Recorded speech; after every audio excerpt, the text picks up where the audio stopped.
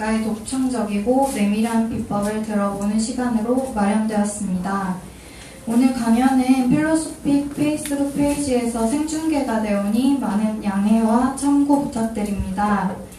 끊임없이 이야기를 만들어내는 것이 우리의 운명이 아닌가 싶을 정도로 많은 양의 책이 출간되고 있습니다. 그래서 늘 어떤 책을 읽어야 할지 고민에 빠지게 되는데요. 오늘 강연해 주실 김운하 강사님은 책의 쓸모에 연연하지 않고 독서가 주는 쾌락과 행복에 집중해 볼 것을 권하시는데요. 오늘 이 시간을 통해 그동안 가졌던 독서에 대한 부담감과 조급함을 버리고 네 번째 책상 서랍 속 우주와 같은 세계와 조우해 볼 수 있는 계기를 만드실 수 있기를 바랍니다. 아울러 오늘 강연에 대해서 더 자세한 내용이 알고 싶으신 분들은 출판사에서 도서를 판매하고 있으니 참고해 주시기 바랍니다. 이어서 오늘 강연을 해주실 강사님 소개를 해드리겠습니다.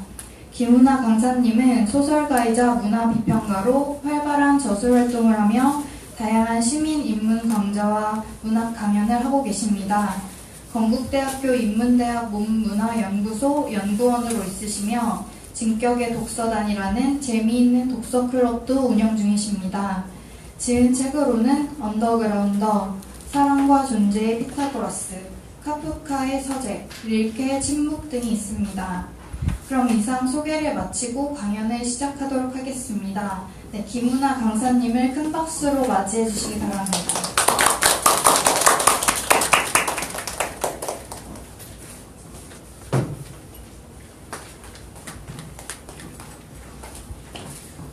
반갑습니다. 제가 방금 소개받은 김운하입니다. 네, 반갑습니다.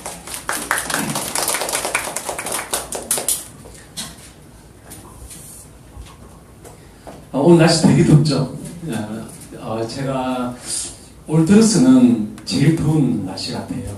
지금 홍대 전철인들이라서 여기까지 걸어오는데도 땀이 굉장히 많이 날 정도인데, 이러면 이 마포 평생학습관 도서관이죠.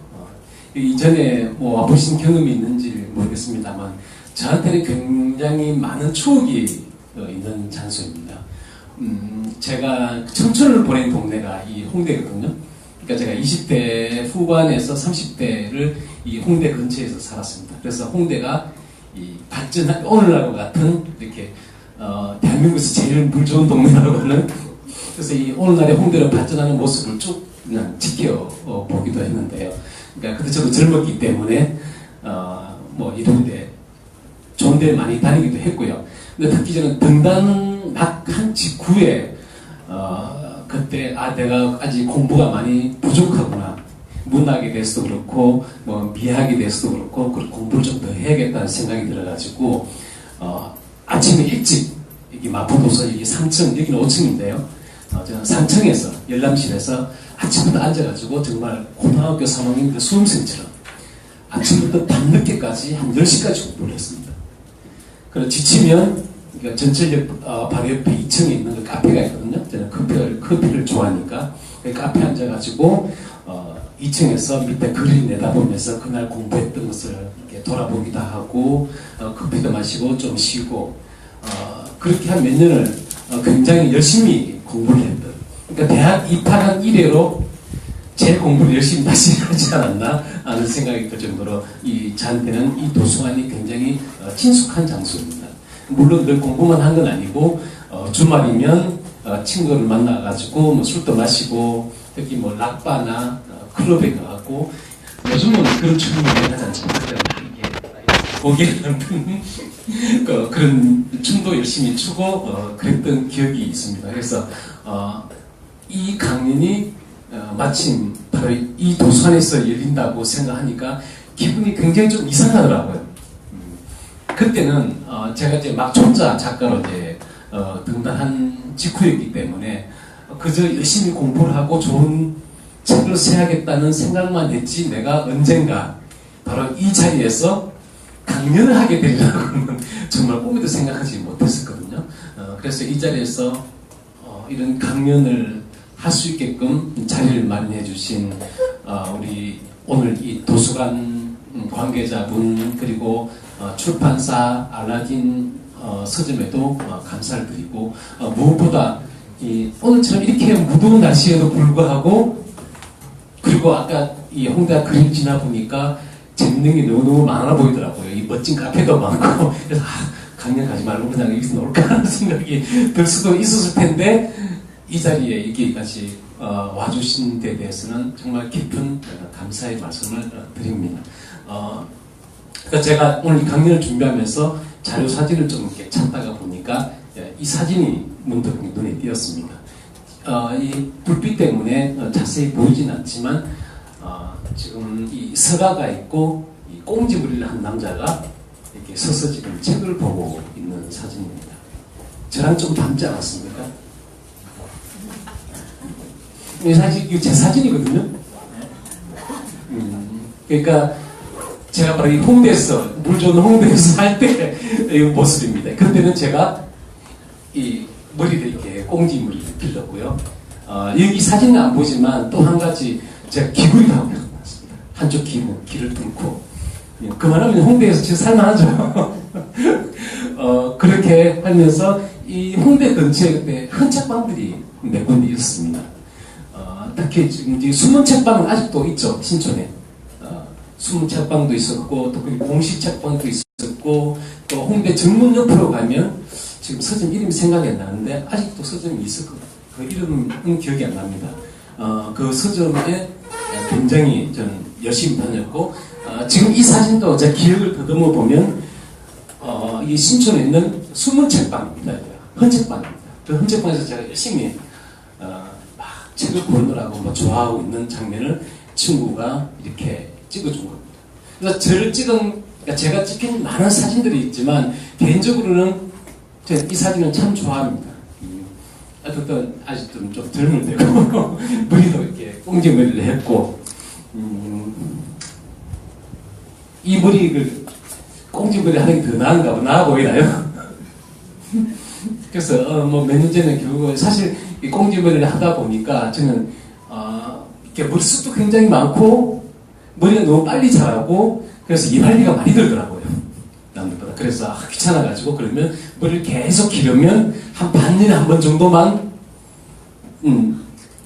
미장원에 가고 그리고 머리도 매일 감지 않아도 되지 않을까. 머리가 짧다 보니까 자고 나면 제가 늘 이렇게 번개머리가 돼서 매일 머리 감는 것도 너무 귀찮고 그런 줄 알고 열심히 길러봤는데 그게 또 아니더라고요.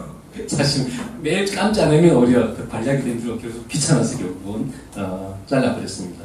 어떤 이게 체계에 둘러싸여 있는데 저한테는 그렇습니다. 지금도 그렇지만 책들 사이에 있는 그 순간이 저한테는 사실 굉장히 행복한 순간이고요. 그래서 오늘 또 제가 지금 이 네 번째 책상 서랍 속에 타자기와 회전 목마에 관하여라는 이번에 제가 새로 낸 책 가지고 얘기를 좀 드리려고 하는데 이 얘기도 사실 전부 거의 책에 관한 이야기가 많습니다. 사실 이 책은 제목이 사실 좀 너무 길죠. 친구들이 기억을 못 하더라고요. 책 제목을. 네 번째 책상 그러다가 그 다음을 기억을 못해. 그다음에 뭐 회전목마였나 타작이었나. 그래서 제목이 좀 길어서 기억하기 어려운 책이긴 합니다만 사실 이 책이 제가 소설이나 다른 인문서를 제외하고 어떤 문학 작품이나 책에 관련된 책을 선고로는 제가 세 번째 책입니다. 첫 번째 책이 이제 카프카의 수자라는 책이 있었고요. 그 다음에 작년인가 나온 새벽 2시 페소아를 만나다. 그 책도 제목이 좀 어렵네요. 그리고 이 책이 세 번째인데 사실은 이번에 이 책을 쓰면서 제가 굉장히 뭐랄까 어깨 힘을 쭉 빼고 굉장히 즐겁게 썼습니다. 그래서 이 책은 어떻게 보면 제가 사랑하는 책에 대한 애정 고백서이기도 하고 그리고 지금까지 제가 책과 함께 어떻게 얼마나 행복하게 지냈는가를 정말 행복한 마음에서 막 썼기 때문에 그래서 굉장히 좀 가볍고 즐겁게 쓸 수 있었습니다. 그래서 이거 책은 책에 대한 예찬이기도 하고 그래서 제가 또 한편으로는 제가 처음부터 책을 좋아한 건 아니었거든요.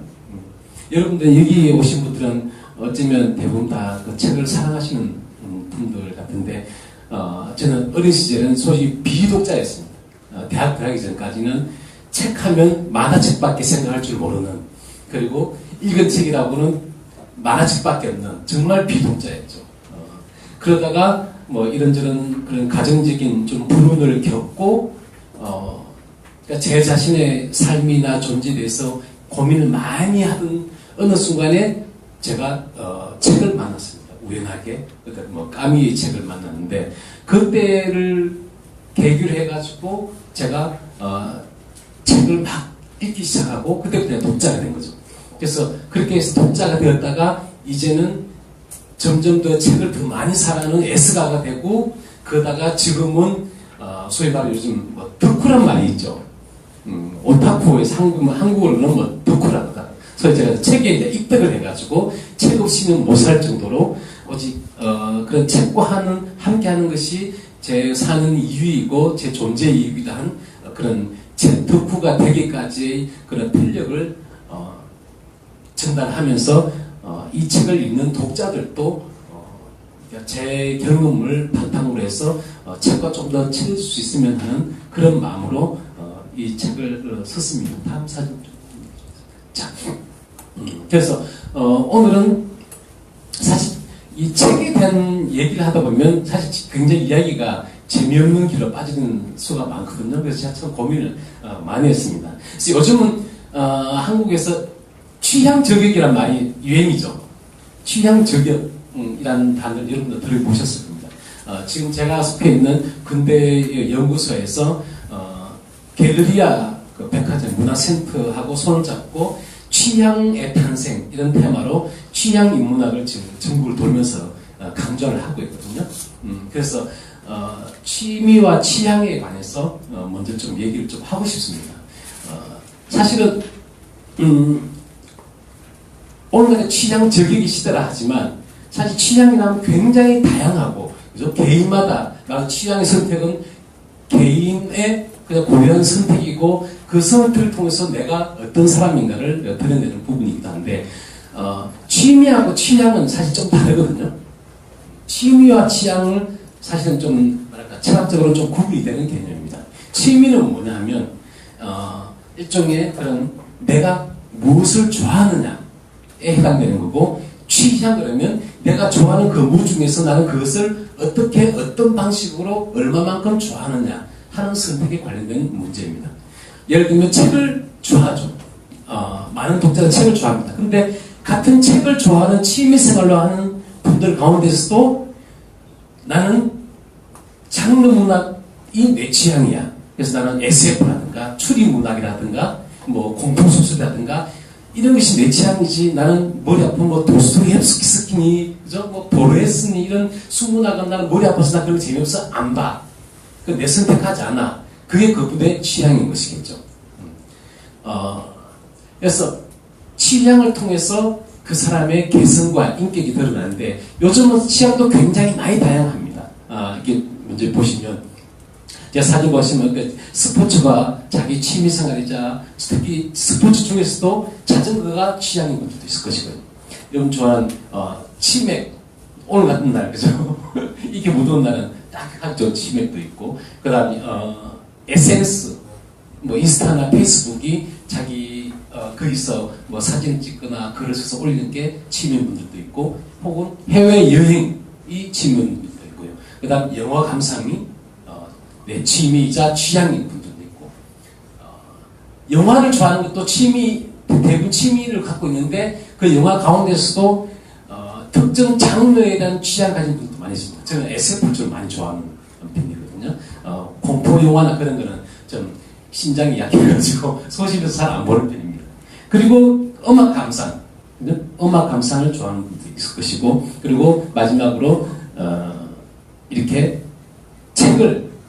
지하철에서 책을 볼 정도로 책을 좋아하는 그런 책이 취향인 분들도 있을 것입니다. 이 사진을 이렇게 보시면 10명에서 많게는 100명이 모여서 단체로 책 읽는 플래시몹을 하고 있습니다. 사실 이게 굉장히 역설적인 사진 같습니다. 그죠? 누구나 다 지하철에서 책을 읽는다면 굳이 저런 플래시몹을 하는 게 특별한 이벤트가 될 수도 없을 겁니다. 그죠? 근데 요즘은 지하철 타면 거의 대부분의 그죠? 승객들이 책 대신 스마트폰을 들여다보고 있죠. 저는 물론 개인적으로는 그분들이 전부 이북으로 책을 읽었으면 하는 환상을 가지고 있지만 그렇지 않은 분들도 많은 것 같습니다. 제가 지하철 사진을 올려놓은 이유 중에 하나는 제가 대학 다닐 때 처음으로 제가 이제 책을 막 사랑하기 시작하는 무렵에 그때가 대학교 때부터입니다. 특히 1학년 때 신림동에 이제 학교로 가야 되기 때문에 지하철을 타고 학교를 가야만 했습니다. 그래서 2호선을 탔는데 2호선이 이렇게 순환선이지 않습니까? 이렇게 계속 돌거든요. 근데 제가 지하철에서 책 읽는 걸 너무너무 좋아해가지고 책을 읽다 보면 내릴 때를 항상 지났어요. 거의 대부분. 그래서 수업을 못 들어가고 그냥 아예 포기하고 그냥 앉아서 계속 저는 그냥 책을 봤습니다. 그때 제가 빠져있었던 게 저기 니체의 책들이 너무 재밌어가지고 정말 꼼짝도 안 하고 지하철에서 책을 읽고 했었거든요. 그게 이제 하나의 그런 취미생활 비슷하게. 그래서 저는 일부러 책을 읽기 위해서 2호선 지하철을 타고 편안하게 앉아 에어컨도 잘 나오니까요. 그래서 앉아서 계속. 그래서 책이 빠지면 소리도 안 들리고 그래서 참 즐거운 추억이었습니다. 저한테는. 그런데 요즘은 사실은 이렇게 플래시몹을 해야 될 정도로 독자들이 거의 사라졌다고 하죠. 독자들이 거의 사라졌는데 이 사진을 보시면 책의 독자의 적들이 주변에 다 있죠. 독자의 적들. 대한민국이 사실은 어떻게 보면 전 세계 성인 인구 중에서 책을 제일 적게 읽는 국민이라고 하더라고요. 요즘은 점점 더 책 읽는 독자가 줄어들어가지고 대한민국 성인 1인당 평균 한 달에 0.80, 1년에 한 달에 한 권도 안 읽는 사람들이 많고 그만큼 독자가 많이 썼는데 대부분 그 이유는 뭐 이런 주로 특히 이제 SNS 같은 IT 산업 발전 때문에 그렇다고 하죠.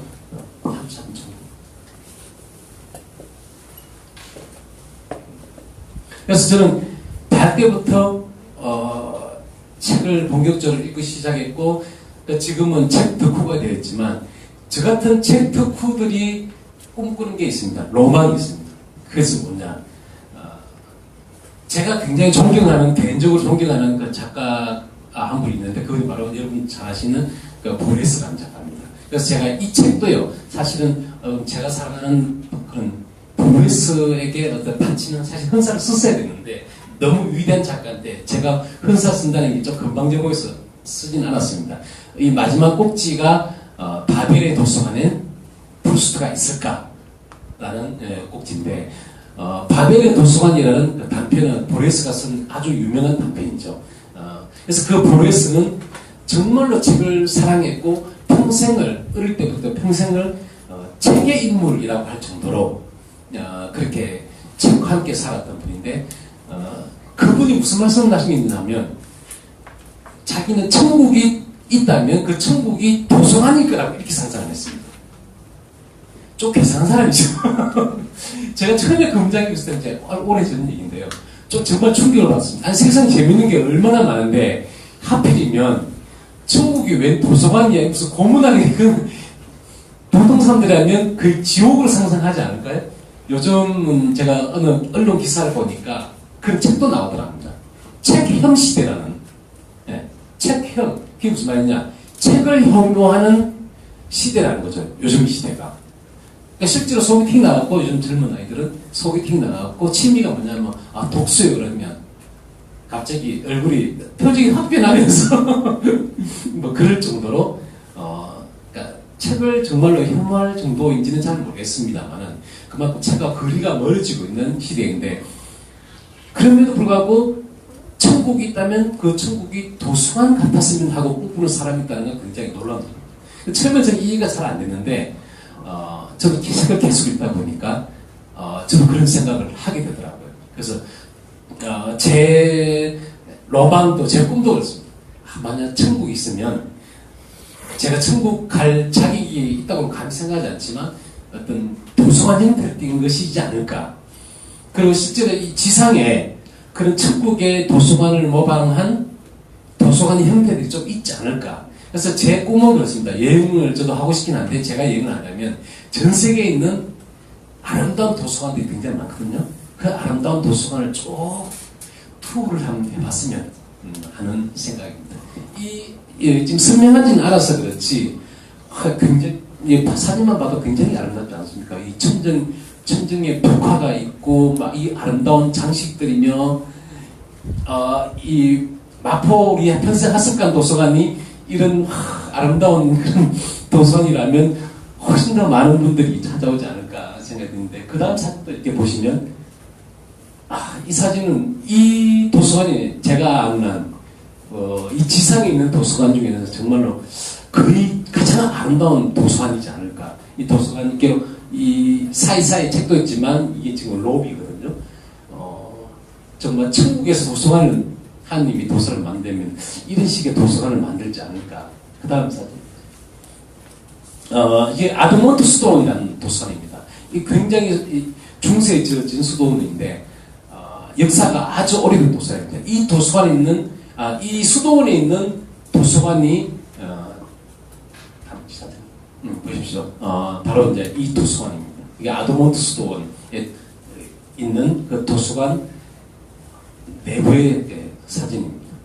그래서 제가 나중에 좀 여유다가 되고 그러면 이런 도서관들을 수도원들을 여행하면서 이 도서관 이야기들을 한번 책으로 좀 써봤으면 하는 그런 꿈을 가지고 있습니다. 근데 우리나라에도 이렇게 정말 멋진 도서관이 있으면 이 독자들도 저절로 너무 아름답고 이런 데서 앉아있기만 해도 기분이 좋을 것 같아요. 그죠? 그냥 행복하지 않겠습니까? 여기에 카페만 하나 더 있으면 지한테 정말로 완벽한 책과 크기가 있으면 더 이상 바랄 게 없을 것 같은 그런 장소가 될 것 같습니다. 그 다음 자, 이 사진을 한번 보십시오. 이런 것도 참 멋질 것 같습니다. 제가 자세히 찾아보면 제가 제일 사랑하는 작가가 이제 보리스라는 작가인데 그분이 아르헨티나 작가입니다. 부에노스 아이레스에서 오랫동안 사셨는데 이런데 바로 그 부에노스 아이레스에 있는 오페라 극장을 서점으로 개조한 겁니다. 서점으로. 그러니까 오페라 극장이니까 굉장히 아름답죠.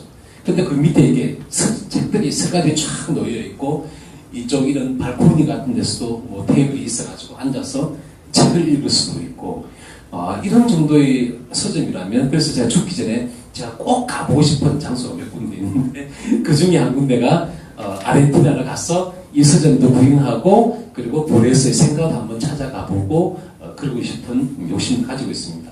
그 다음 사진 보면 우리나라가 최근에 좀 뭔가 근사한 세련된 그 도서관 분위기 비슷한 데가 있습니다. 혹시 가보셨는지 모르겠습니다. 이제 가보셨겠죠?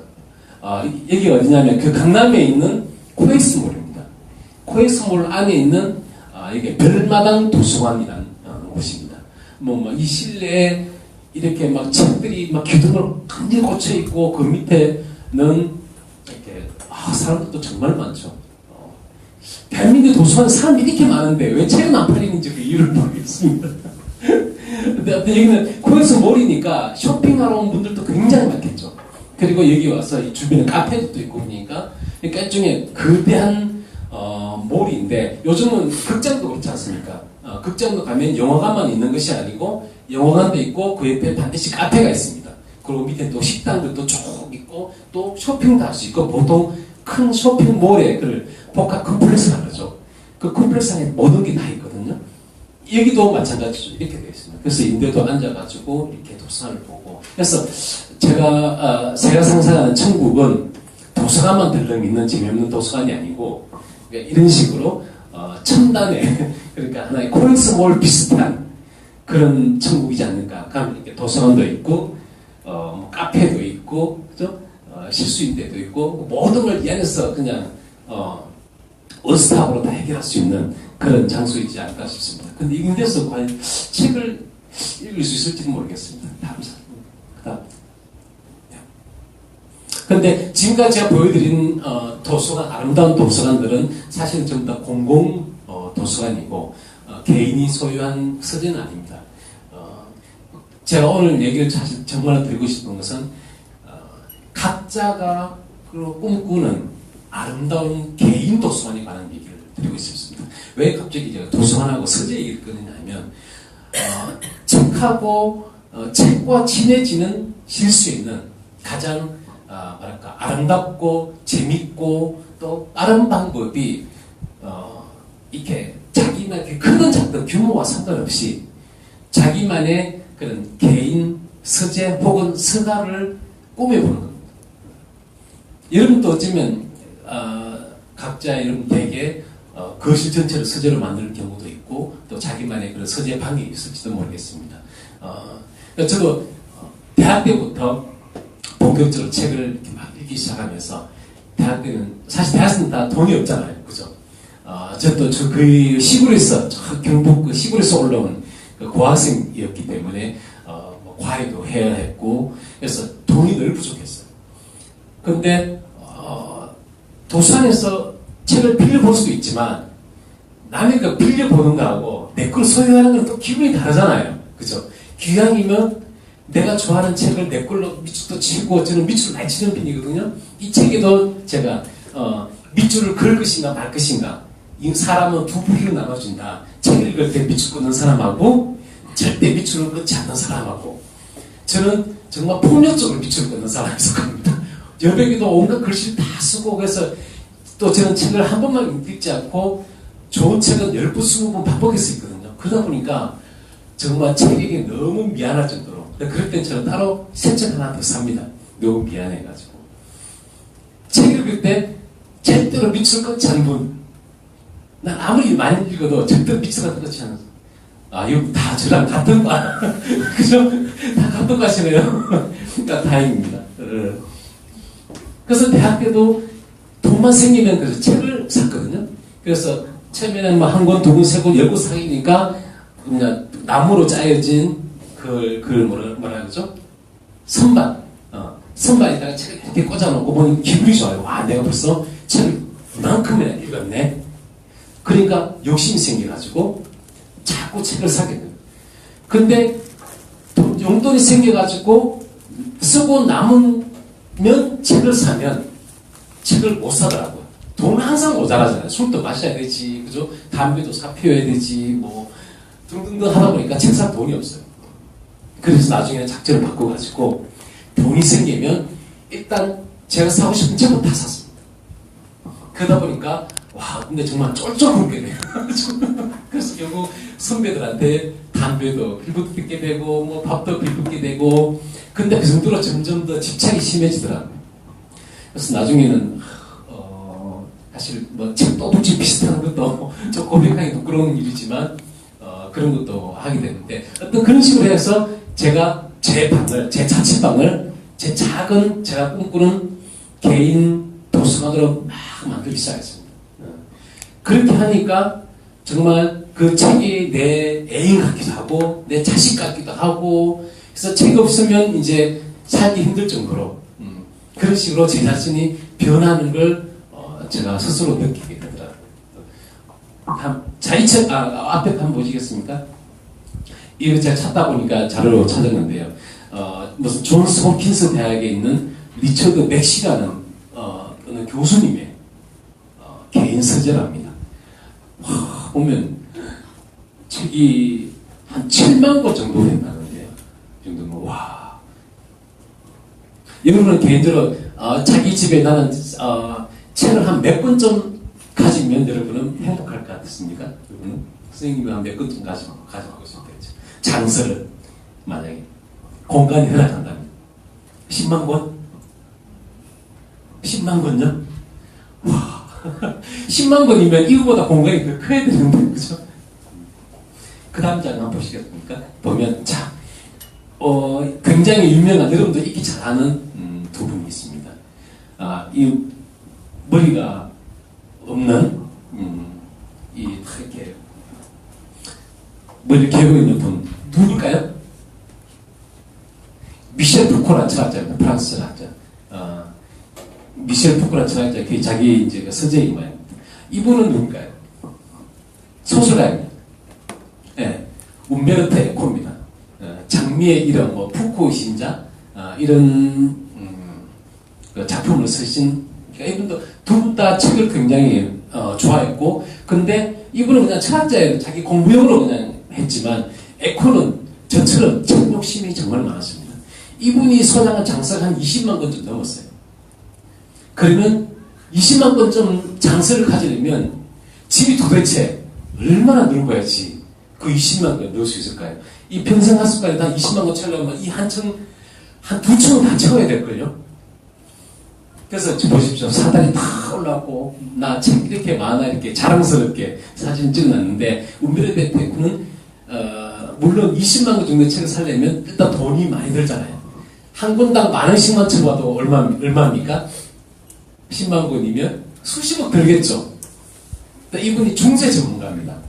그래서 그냥 새 책이 아니고 희귀본, 그죠? 중세 희귀본, 필사본, 이렇게 손으로 직접 베낀 이런 필사본 한 권은 정말 가격이 정말 그 정확히 나릅니다. 새손 뭐 수천만에서 수억 원까지 가기도 하거든요. 당연히 이분은 정말 부럽게도 장미 이름만 해도 책이 얼마나 많이 팔렸습니까? 우리나라에서. 그쵸? 전 제가 죽을 때까지 책을 써도 제가 쓴 건 다 합쳐도 움베르토 에코가 단 한 권 쓴 소설이 못 미칠 것 같은데 이분은 뭐 여기다가 영화로도 만들어져가지고 그래도 세계적인 빅히트를 쳤습니다. 그죠? 그러니까 돈도 굉장히 많이 벌었어요. 그러니까 그걸 다 책 쓰는데 쏟아부었는데 그 집이 한 서재가 3군데 있었습니다. 부럽죠. 서재가 3군데. 근데 원래 제 애초의 목표는요. 저도 그래서 책 욕심이 막 매니까 책에다 집착이 생기고 그러니까 저도 제 목표는 제가 책으로 제가 30살 이후에 그때 이제 미국 공부하러 갔다가 돌아와가지고 그때 거의 제로 상태에서 다시 책을 막 모으기 시작했는데 읽고 모으기 시작했는데 이후로도 제가 집에 가장 책이 많았을 때가 한 1만 권 좀 넘더라고요. 제가 산 책, 사고 읽은 책 물론 다 읽은 건 아니고요. 전부 혼자 막 돌아다니면서 마음 책들 막 그냥 이쁘기만 하면 막 샀으니까. 그런데도 1만 권 좀 되니까 제가 사는 집은 조그만 단독주택이고 방도 3개밖에 없거든요. 거실도 조그맣고 그러니까 진짜 온 집안 구석구석 전부 다 책이에요. 바깥에는 조그만 창고가 있는데 그 창고도 다 책이고 하다못해 다락까지도 전부 다 책으로 차지하게 되고 너무 힘들더라고요. 그래서 나중에는 와 이건 정말 사람이 한 짓이 못 되는구나. 이건 내가 책의 주인이 아니고 책의 노예가 돼갔다는 그런 기분이 들기 시작하고 경제적으로도 굉장히 압박을 제가 많이 받게 되더라고요. 그러니까 뭐 동생이 다 책 사는데 쏟아부으니까 그래서 결국은 포기를 하게 되더라고요. 그래서 지금은 다음 사진을 보시면 제가 개인적으로 꿈꾸는 거는 개인 서재 도서관은 몽테뉴 수상록선 몽테뉴 아시죠? 15세기 프랑스의 작가죠. 에세이라는 장르를 창시한 작가가 바로 몽테뉴입니다. 그 몽테뉴가 수상록이라는 평생을 거쳐서 3권짜리 그 에세이를 썼고 그것이 오늘날 우리가 잘 아는 에세이라는 장르의 시발점이 됩니다. 근데 그분이 바로 책을 읽고 글을 쓰던 장소가 있는 이 공간이 바로 이 원형의 탑 서재입니다. 그분이 프랑스 보르도에서 그 영주였습니다. 그러니까 프랑스 보르도는 와인으로 굉장히 유명한 도시입니다. 지금도. 그래서 영주였기 때문에 일단 성을 가지고 있습니다. 지금 남아있는 굉장히 멋진 성이 있는데 그 성은 불타서 없어지고 19세기 새로 지었고요. 이 지금 보이는 이거는 그때 원형 그대로 남아있습니다. 근데 이 몽테뉴라는 분이 참 멋진 분인 게 원래 뭐 귀족 출신이니까요.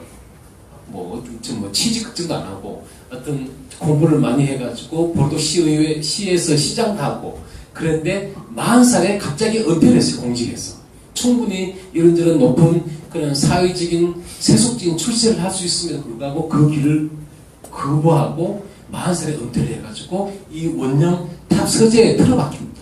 틀어박혀서 그때부터 책을 읽기 시작합니다. 물론 거기에는 자기 친구가 젊은 나이에 그냥 불행하게 역병에 걸려서 죽고 뭐 그런 경험들도 있었지만 그래서 여기 틀어박혀가지고 뭘 고민했느냐 하면 나는 도대체 누구지? 나는 누구일까? 끝에 죽으라고 하는 프로로 그런 질문을 던지면서 책을 계속 읽어나가고 있어요. 그러니까 자기를 좀 더 깊이 알고 싶은 자기 자신에 대한 관심, 거기서 독서가 출발이 됩니다. 다음 장 좀 보시겠습니다. 자, 이게 이제 지금 보이는 게 지금 남아있는 그 원형의 그 개인 서재의 내부입니다. 지금 안에 책은 다 치워졌고요. 참 특이한 게 아주 넓진 않은데 이 위에 석가래가 기둥이 이렇게 있거든요. 나무로 지은 석가래. 근데 그 석가래 기둥마다 몽테뉴가 이렇게 라틴어로 경구들을 이렇게 막 적어놨습니다. 주로 이제 그 그리스 라틴 고전에서 인용한 경구들이죠. 그 중에서 유일하게 프랑스어로 자기가 정말로 알고 싶은 건 그 세주라고는 내가 과연 알고 있는 게 뭐지? 라고는 질문을 던진 문장은 유일하게 불어로 쓰여져 있습니다. 그걸 석가리 위에 쫙 걸어놓고요. 지금은 없지만 그 당시에 이 원형의 주 둘레에 책들 세가가 쫙 있었고 책이 한 1000권 정도 있었습니다. 너무 작죠? 여러분도 집에 세보면 한 1000권은 다 있을걸요? 어쩌면? 물론 당시 15세기니까요. 15세기 기준을 놓고 볼 때 1000권이면 굉장히 사실은 많은 편입니다. 당시는 책이 전부 다 필사본이잖아요. 게다가 양피지, 양가죽, 소가죽 이런 거 만들었기 때문에 요즘은 뭐 이런 책 한 권을 예를 들면 한 15,000원 한다. 그러면 그때 이걸 소가죽으로 만든다 생각해 보십시오. 소가죽으로 만들어갖고 이걸 다 일일이 개인 필경사가 필사를 했어요. 그러면 책값이 얼마쯤 될 것 같습니다. 어마어마하게 비싸지겠죠. 수백만 원은 그냥 넘어갑니다. 그러니까 부자였기 때문에 그만큼 1000권의 책을 가지고 있었던 것이지만 그래도 어떤 1000권 하면 지금 기준으로 보면 그렇게 많은 책은 아닙니다. 근데 그 1000권 정도의 책을 읽고도 몽테뉴는 오늘날 몽테뉴 수상록이라는 두꺼운, 한국어로 보면 굉장히 두껍습니다. 안타깝게도 지금 한국어로는요 완역본이 나와 있지 않습니다. 나와 있는데 1950년대 지금 동서문화사에서 번역된 게 유일하게 완역본인데요. 1950년대에 손우승 선생님이 이제 번역을 한 건데 너무 오래된 번역인데다가 오역도 많이 있고 또 시대 변화에 따라서 문장도 많이 지금 한국어도 많이 변했지 않습니까? 근데 그런 게 전혀 반영이 안 돼가지고 굉장히 저는 개인적으로 안타깝게 생각하고 있습니다. 근데 어떤 그걸 몽테뉴는 40 이후에 남은 평생 내내 그 책을 썼습니다. 근데 재밌는 건 몽테뉴가 그러면 처음부터 나는 위대한 한 권의 책을 쓸 거야. 그게 내 인생의 가치고 목표야. 이러고 몽테뉴가 그런 수상록으로 알려진 그 책을 쓰기 시작했느냐? 그게 전혀 아닙니다. 그냥 단순한 독자에서 시작했습니다. 책을 좋아했기 때문에 이 서재에 박혀가지고 책을 읽기 시작합니다. 그 출발점은 뭐냐? 바로 자기를 좀 더 알고 싶은 거죠. 그러니까 몽테뉴가 그 책을 보면 그 사람이 정말 솔직합니다. 우리 에세이라는 장르가 그렇잖아요. 굉장히 자유분방하게 쓰되 굉장히 솔직하게 쓰는 게 그죠. 자기의 삶의 경험을 솔직하게 써야 됩니다. 그래서 몽테뉴는 정말 자기의 신체 어떤 부위가 너무 작다는 둥, 정말 그런 약간 그런 형이하학적인 그런 얘기까지도 정말 솔직하게 쓰고 있습니다. 근데 그런 글들을 어떻게 썼느냐? 한 권의 예를 들면 이런 책을 읽다가 문득 어떤 생각이 들었잖아요. 그 단상을 일기처럼 이렇게 써나가기 시작합니다. 예를 들면 여기서 어떤 독서라는 주제, 이 책이만 독서라는 주제잖아요. 그러면 책을 쭉 읽고 난 뒤에 몽테뉴는 읽습니다. 제목을 독서에 관하여 이렇게 해가지고 자기 읽은 감상을 쓴 겁니다. 감상을 자유롭게 머릿속에 떠서 막 쓰면서 다른 자기가 읽은 책들 중에서 좋은 문장이 있으면 그걸 인용도 이렇게 해놓습니다. 그래서 몽테뉴의 그 책을 보면 인용문이 굉장히 많습니다. 인용문이. 왜 그러냐? 책을 좋아하는 사람들은 공통계에 동의했습니다. 멋진 문장을 인용하고 싶은 그런 의욕이 있거든요. 왜냐? 내가 쓸 수도 있지만 그 고전 작가들이 쓴 훌륭한 문장들을 인용함으로써 내 글에 더 신뢰감을 줄 수 있기 때문에 그런 멋진 그런 그리스 작가들, 라틴 작가들의 글들을 문장들을 막 인용을 하면서 그렇게 한 편, 두 편, 세 편 자꾸 쓰다 보니까 글쓰기란 게 쓰다 보면 점점 재밌어지거든요. 그리고 글을 쓸 때만 한 권의 책을 제대로 읽은 것이 됩니다. 왜냐하면 저도 참 그런 경험을 많이 하거든요. 여러분도 어쩌면 리뷰 같은 거 써보셨으면 경험해 보셨을지도 모르겠습니다. 책을 그냥 읽었을 때는 왠지 이 내용을 내가 다 흡수를 한 것 같고 완벽하게 다 이해한 것 같아요. 그런데 그걸 내가 리뷰를 정확하게 쓰려고 글을 써보면 힘들죠? 그죠? 잘 안 되죠? 잘 안 됩니다. 그건 왜냐? 아직 내가 이 책을 정확하게 이해하지 못했다. 그래서 글을 써봐야지만 내가 이 책을 통해서 무엇을 얻었고 어디까지 정확하게 알고 있고 내가 무엇을 더 모르는가도 글쓰기를 통해서만 발견할 수 있습니다. 그래서 글을 쓰는 것이야말로 저는 독서의 완성이라고 저는 생각을 하고 있거든요. 그래서 몽테뉴에서 저는 두 가지를 배웁니다. 이 책에서 제가 전달하고 싶은 핵심 메시지이기도 한데요. 저는 고전 독서, 이 책을 앞에 나에게 주장했습니다. 나는 고전 독서에 반대한다고 주장합니다. 저는 반고전 독서를 주장하는 사람입니다. 이게 무슨 말이냐? 소위 말하는 요즘 고전 독서 이렇게 막 붐이 일어나지 않습니까? 그 붐이라기보다는 뭐랄까 많이 추천을 합니다. 소위 책 좀 읽었다는 사람들이 고전을 읽어야 돼. 왜? 고전이란 금전받았고 훌륭한 책들이고 그래서 우리는 모두 왠지 책을 읽어야 된다면 뭔가 그런 고전을 읽어야 될 것 같은 그런 압박을 가지고 있습니다. 저는 그런 태도가 고전 독서를 숭배하고 고전이란 책을 고전이라는 이유만으로 그냥 숭배하는 그런 경향이 굉장히 잘못된 것이고 그런 태도가 그런 책과 더 가까이 지낼 수 있는 독자들을 오히려 책으로부터 이렇게 몰아낸다고 생각을 합니다. 왜냐? 몽테뉴가 그랬다시피 저 자신도 그랬고요. 책을 읽기 시작한 출발점은 저 딱 두 개밖에 없다고 봅니다. 그 첫 번째는 뭐냐? 몽테뉴처럼 자기를 알고 싶을 때요. 저희 출발점도 그렇습니다. 저도 제가 알고 싶었습니다. 저는 저를 알고 싶다기보다는 내가 아직 죽지 않고 내가 왜 더 살아야 되지? 전 제가 살아가야 할 이유를 알고 싶었습니다. 그러기 위해서는 인간이 뭔지, 인생이 뭔지, 인생이 살 만한 가치가 있는지 어떤 건지를 정말 저는 알고 싶었습니다. 왜냐하면 저는 개인적으로 원래 어릴 때 꿈은 화가였고 그래서 10대 내내 열심히 정말 미스듯이 그림을 그렸는데 부모님들이 2년 연속에 걸쳐갖고 이렇게 일찍 돌아가시면서 제가 굉장히 실존적인 고민을 많이 받았습니다. 삶과 죽음이라든가 이런 좀 무거운 주제에 제가 많이 좀 고민을 했었거든요. 그래서 그런 문제에 대해서 좀 해명을 하고 싶었습니다. 그래서 저는 제가 책을 읽었던 가장 큰 동기는 이렇게 내가 계속 살아가야 될 그런 삶의 이유 그리고 내 인생의 가치나 목적을 좀 더 깊이 알고 싶었습니다. 그게 제 독서 출발점이었고 두 번째는 바로 그냥 어떤 책이 한 권의 책이 주는 행복과 기쁨입니다. 그건 그냥 단순히 그냥 쾌락이라고 저는 말합니다. 어떤 책을 읽든 간에 그것이 고전이든 무엇이든 간에 내가 읽어서 재밌으면 되지. 그죠? 타인은 내가 아니잖아요. 내가 재밌으면 되는 거지. 내가 많은 책을 봐서 재밌어. 내가 추리소설 읽어서 재밌어. 그러면 되는 거지. 꼭 내가 무슨 플라톤이나 아리스토텔레스라든가 뭐 임마누엘 칸트라든가 도스토옙스키가 고전이라는 이유만으로 내가 그것을 꼭 읽어야 될 이유는 저는 없다고 봅니다. 그래서 제가 이 책에서도 그렇게 썼지만 어떤 책은 제가 읽다가 내가 재미없으면 저는 집어 던져버릴 그런 자유와 권리도 우리 독자에게는 저는 있다고 생각을 합니다. 그래서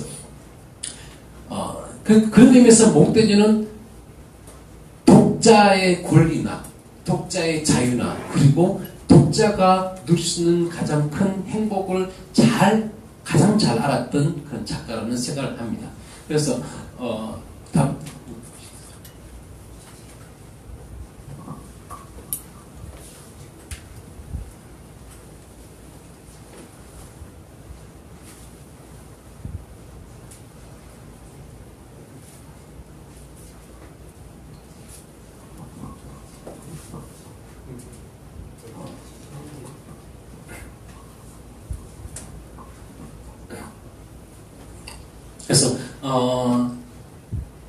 그래서 몽테뉴가 저한테는 그런, 뭐랄까, 제가 꿈꾸는, 독자, 작가, 그리고 서재의 이상을 전 제공을 해주고 있다고 생각을 합니다. 그래서 저는 몽테뉴 덕분에 저는 책 욕심을 많이 피울 수 있습니다. 그래서 지금은 예전에는 책을 10,000권, 20,000권, 30,000권, 그래서 한 100,000권 가지고 싶고, 그래서 그 10만 권을 소장할 수 있는 그 장서를 다 멋지게 소장할 수 있는 개인 서재를 가지는 것이 제 인생의 꿈이었습니다.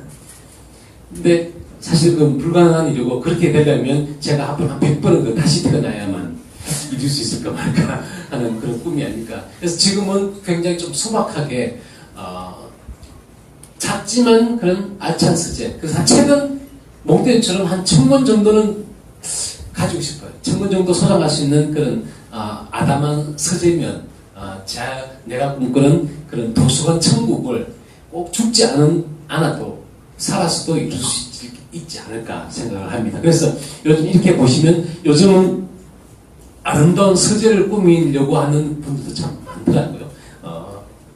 여러분 두 개 중에 어떤 게 더 마음에 드세요? 이게 약간 우리 전통 가옥 형태의 그런 서재이고, 이쪽은 좀 더 현대적인 그런 형태의 서재인데, 책이 별로 많지는 않습니다. 그죠?